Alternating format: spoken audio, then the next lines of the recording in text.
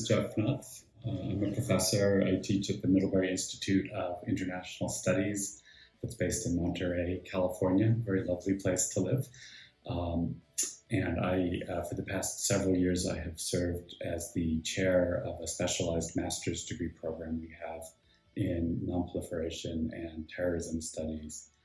And most of my career has been as an academic. I have a PhD in political science from Stanford University, and I've taught at the University of Southern California, the University of California, Santa Cruz, the Naval Postgraduate School, now for a number of years at the Middlebury Institute. So I've worked on a number of different things over my career, but most of the time I keep returning to topics that are related to nuclear weapons in one way or another.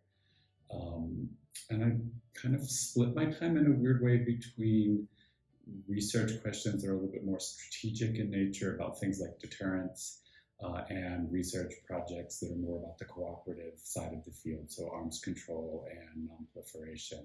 I began mainly as a nuclear arms control specialist, and then in more optimistic times after the Soviet Union had collapsed, and it looked like nuclear arms control was making ever greater progress towards reduced numbers of nuclear weapons, I moved more into looking at WMD proliferation and nonproliferation.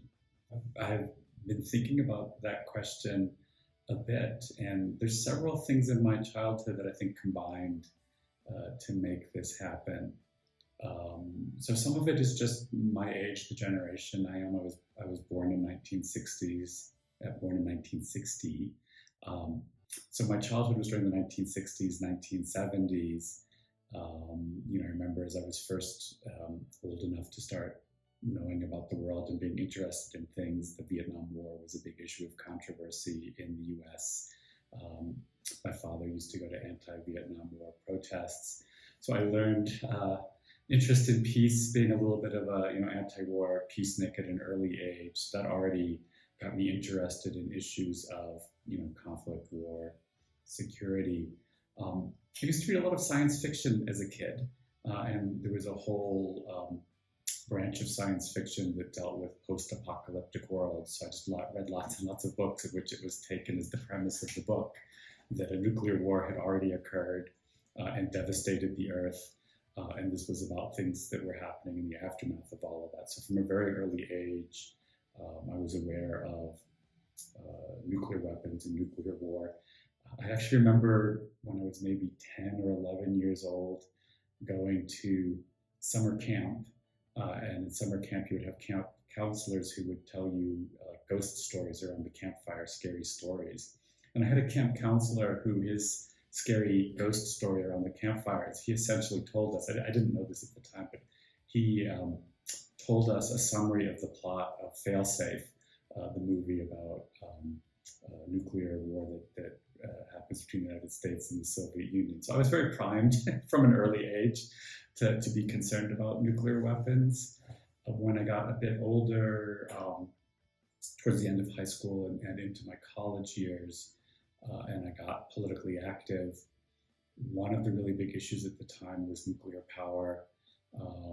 This was around the time of the 3 Mile Island nuclear accident in the United States, the potential dangers of nuclear energy. And like a lot of people in my generation, once we were interested in dangers associated with things that are nuclear, it became very quickly apparent that a nuclear war would be a much, much bigger disaster than an accident at a single nuclear power plant. And so the whole anti-nuclear movement in many ways migrated from being opposed to nuclear energy to focusing more on nuclear weapons and the nuclear arms race. And I got caught up in the very large period of protest in the United States in support of the idea of a nuclear weapons freeze in the early 1980s. So my interest in the field was very much as an activist. I wanted to campaign against nuclear weapons. And at a certain point, I realized I'd like to educate myself and learn more about this, and decided to go to graduate school and pursue a PhD in order to learn more about nuclear weapons. I didn't stay an activist once I became an academic. Those the mindset you need for those are a little bit incompatible because as an academic, you're supposed to be objective. You're not supposed to be a strong policy advocate necessarily. You're doing research to learn about the world, to find out how things work, to provide information and analysis that would help other people make decisions, policy decisions, or decisions about what policies they support. So I've been socialized pretty strongly into being a fairly mainstream academic, and I'm still very interested in and try to stay engaged in policy issues and policy debates.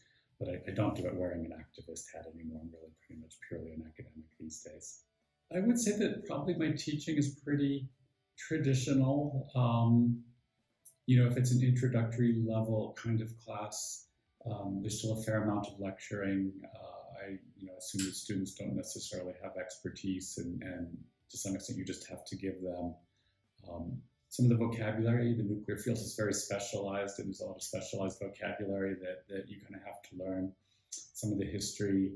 I like to share some of the more basic scientific facts. So how do nuclear weapons work? What are nuclear weapons effects when they're detonated?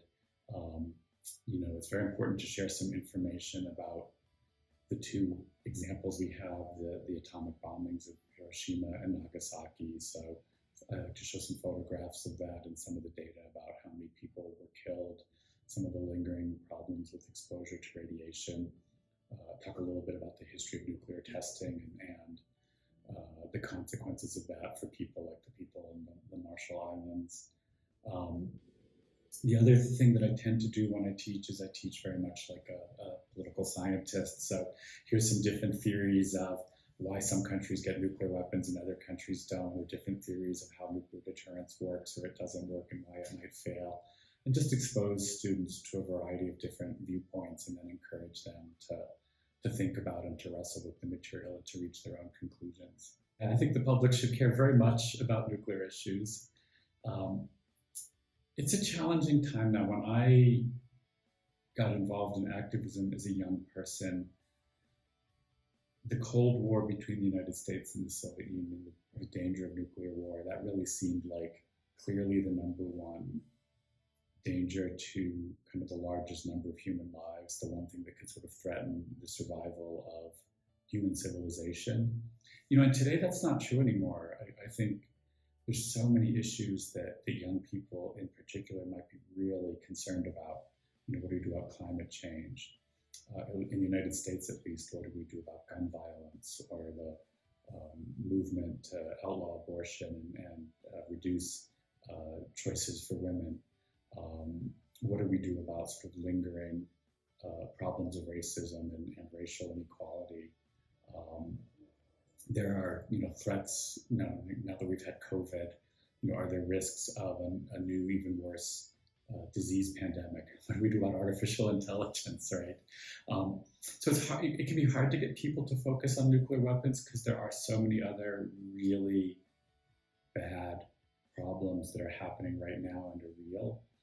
I still think, with maybe a partial exception of climate change or a particularly terrible disease outbreak or genetically engineered biological weapon, really only nuclear war is an existential threat to the survival of humanity.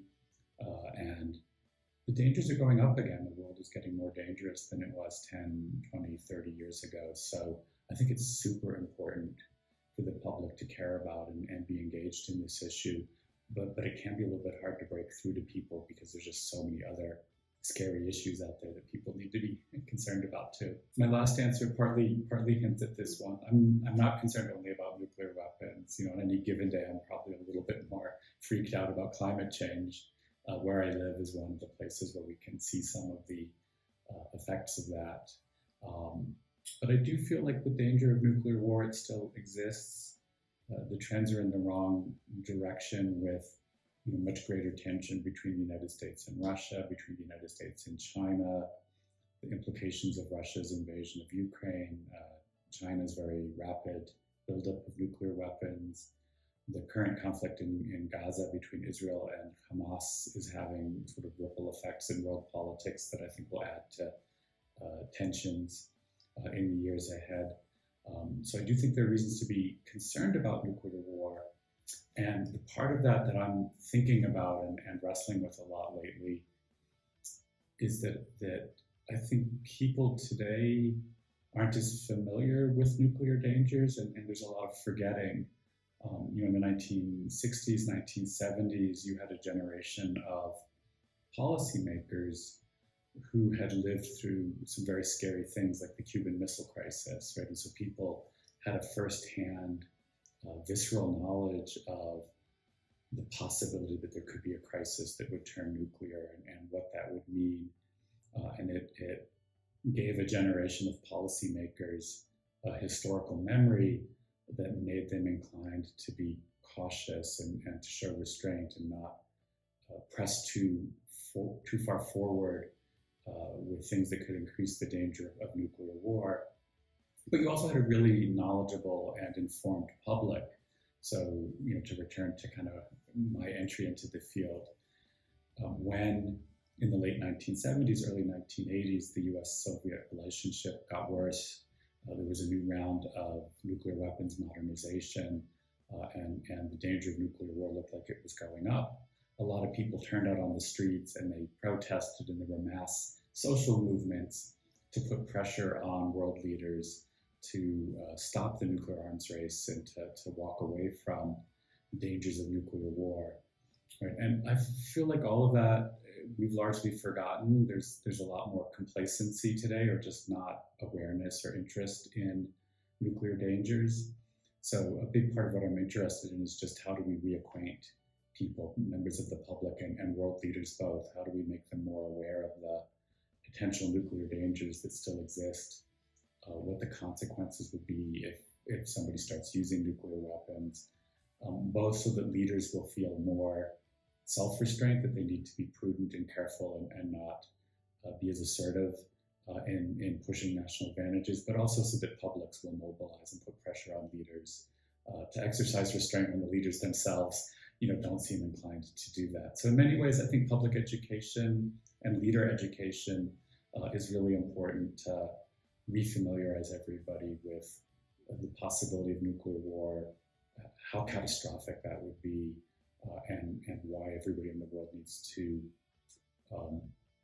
recommit to things like arms control, non-proliferation, strategic stability measures, anything that would reduce the chances of nuclear war. Eventually, hopefully, leading to some kind of path to nuclear disarmament where we can get rid